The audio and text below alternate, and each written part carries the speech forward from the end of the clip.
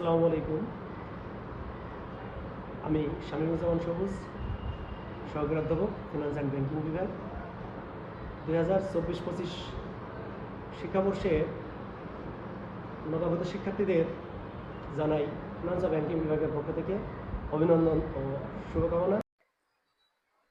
তোমরা বিবিএ শিক্ষার্থী হিসেবে প্রথম থেকেই অর্থাৎ প্রথম শিক্ষাবর্ষ থেকেই শ্রেণী কার্যক্রমে সক্রিয় এবং স্বতঃস্ফূর্ত অংশগ্রহণের নিজেদেরকে দক্ষ মানব সম্পদ হিসেবে রূপান্তর করতে সর্বদাই সচেষ্ট থাকবে এবং এই যুদ্ধে এই চলার পথে সর্বদাই তোমাদের পাশে থাকার প্রত্যয় ব্যক্ত করছি।